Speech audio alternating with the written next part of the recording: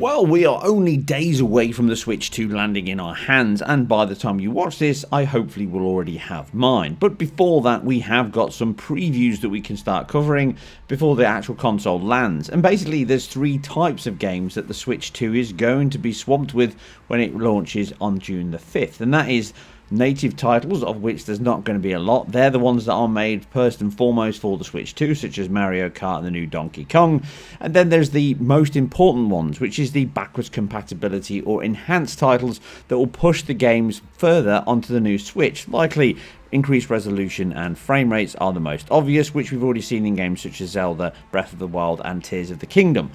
But focusing on the first of those three, the third being just backwards compatibility titles that will run natively on the console itself and potentially, almost certainly, will have performance benefits if they do run natively on the machine, is brand spanking new games, and none come bigger and more exciting than Cyberpunk 2077.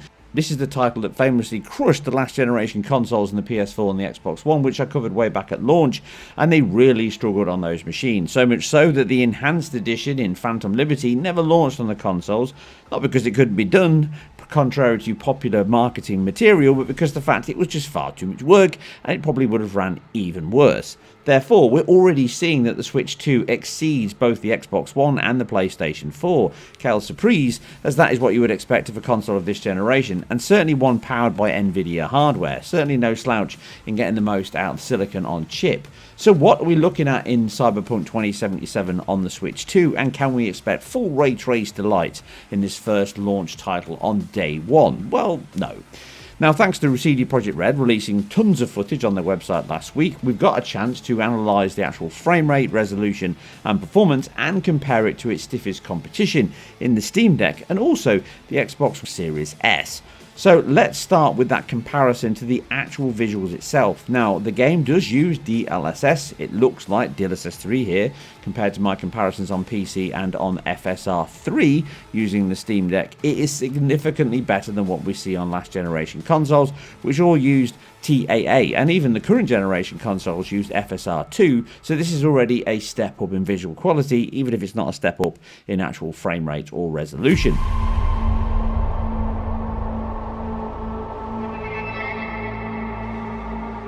Now, you don't really need my words to tell you how much better the Switch 2 version is over the Steam Deck. This is 800p using FSR 3 balance, so around 46.3p. It's significantly lower, and FSR 3 struggles with all the same issues that we've seen across many titles. It dithers too much, it's too noisy, you lose sharpness, it blurs quickly, and it causes ghosting and issues. Now, you can see that DLSS 3 still has those same issues here on the Switch 2, but it is drastically different compared to the Steam Deck. Both in the handheld version or desktop, it'll be far superior on the Switch 2, and this is absolutely true when comparing it against the PS4 and Xbox One. Now, moving over to the Xbox Series S, it's a bit of a different story. Here, FSR 2 is used, which was one of the updates they made quite a few years ago.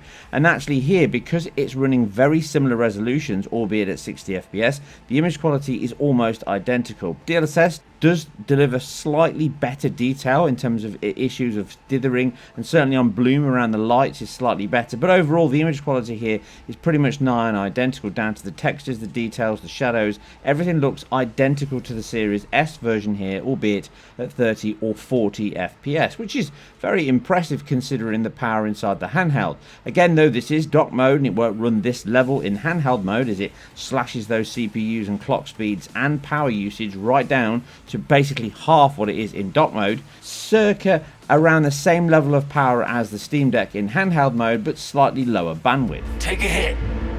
Yep, we'll take it. 3. Sure. Yeah. Let's see your cred. Brick got it. It's all paid up.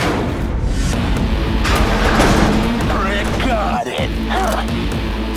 The game does target 30 FPS, both in its docked and undocked mode, or handheld mode, but that also comes with a 40 FPS mode, again both on screen in handheld mode and on a large 4K screen, so long as you have a 120 FPS screen.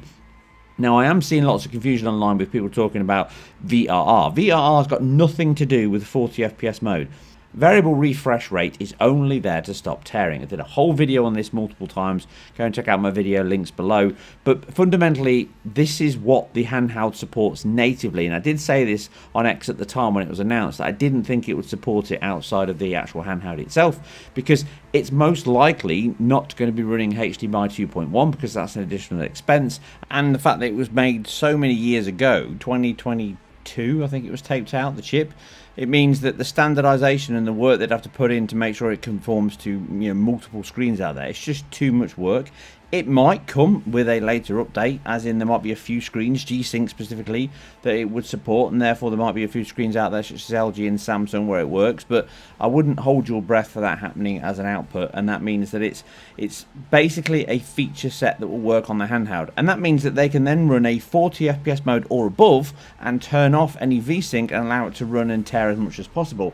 That could mean you could actually have games that will actually run and perform better in their handheld mode overall than they would in their docked mode, simply because of VRR being native to the handheld. And that's a big feature, and that's one that maybe will be something that they lean into here on Cyberpunk with later updates. But certainly the 40 FPS mode relies on a 120Hz screen, and that means that you can do it on the docked mode, you've got a 120Hz screen, and you can do it on the handheld mode no matter what.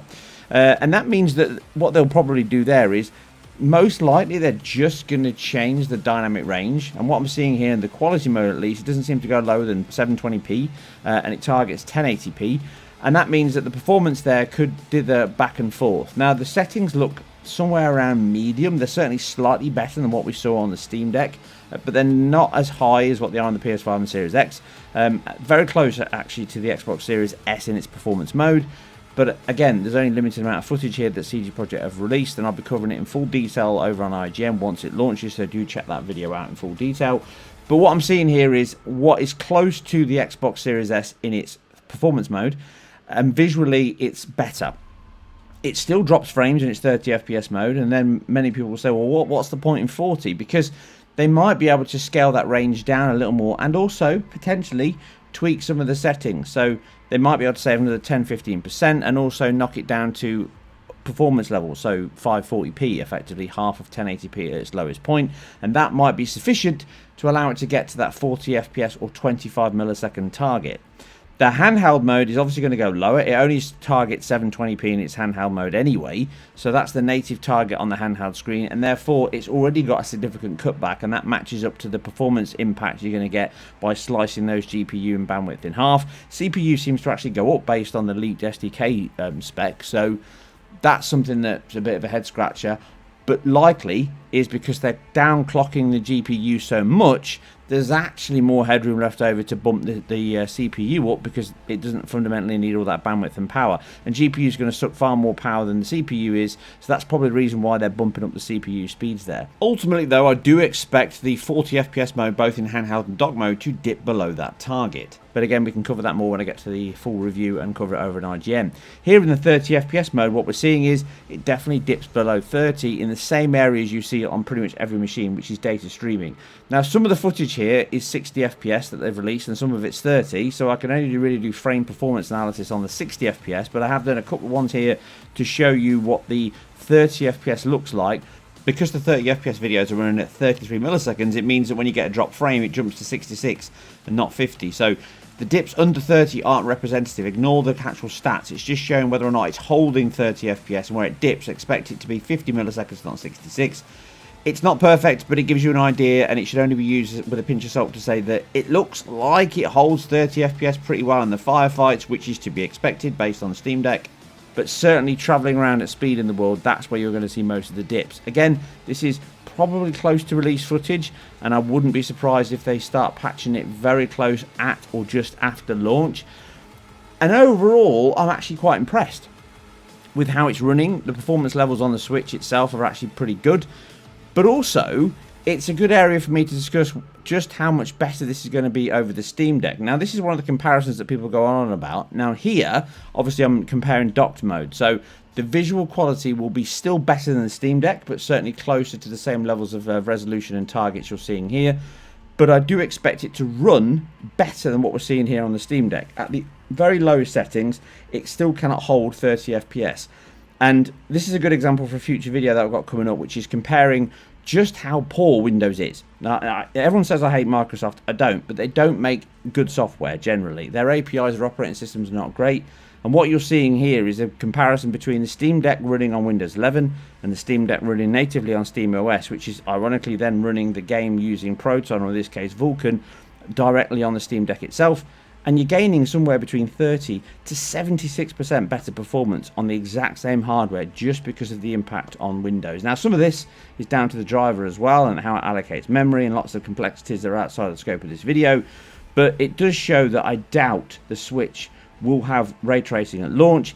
That doesn't mean it might not have a ray tracing option added later on, and even a 60 FPS mode, although I do feel as if it's more CPU bound here due to the fact that the ARM CPU, even though it's powerful, is limited down to, I believe, 6 cores, which is less than last generation because that had dynamically 7 cores with 1 dynamically shifting back to the operating system, so it had a time slice. And this is confirmed actually by CD Projekt Red, one of the developers, speaking to IGN earlier this week. They've said that it actually doesn't have that. It's locked away, and that confirms there's only 6 cores available to the game and 2 cores dedicated to the operating system. That will probably change later on. That happens quite often. As I said many moons ago, you can always give back, you can never take away. So you've got to launch a console taking more RAM, more CPU, more GPU slices than you need, and then when you refine your software, you can give that back to the applications, and that will almost certainly happen here. So potentially there might be updates coming to allow more CPU time, and that will certainly help the game out. So they might be limited to hit 60 FPS consistently, not because of GPU, but because of CPU. And that means they might later on add a ray tracing mode, but fundamentally, as you can see on the Steam Deck, it can run it in ray tracing mode, but it's still unplayable, somewhere in the 15 or 20 FPS at best levels. Whereas on the Steam Deck, it's only got 4 cores available overall, although 8 threads, but they are faster, but some of that is still being taken by the operating system, and as you can see, there's a little bit of headroom in terms of going over 30 FPS, and this is still running at a level that's far below what the Switch 2 could run, running the same settings and everything else with additional GPU power. So I do suspect there's a lot of headroom left over on the Switch 2, but there might be various reasons why they're not using that just yet.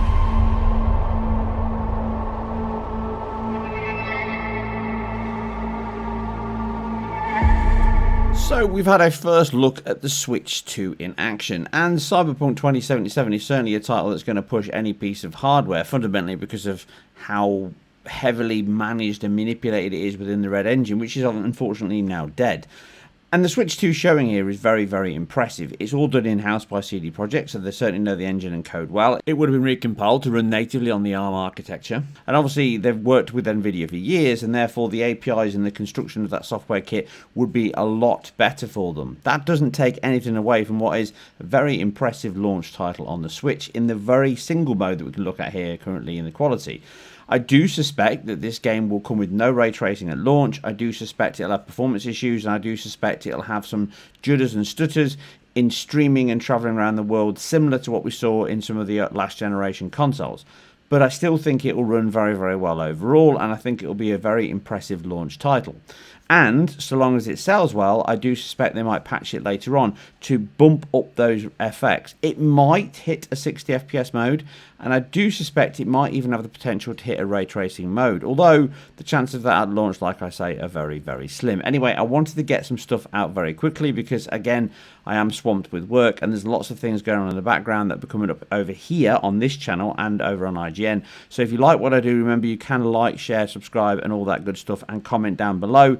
And fingers crossed, I will try and get more things up at a regular cadence now that we're getting into the launch mode of Switch, and hopefully I get a little bit more time to get things out. But again, if you like what I do, you can check out more information on my website, you can go and check out my Patreon, and if you want to cover anything on my database videos and subjects to be covered in the future, then please hit the comment down below or join my Patreon and dictate the content that I make. Anyway, I'm out, but I'll see you very soon with more Switch action. Rogue will dance to any tune I play her. Just get us to the afterlife. There is no us.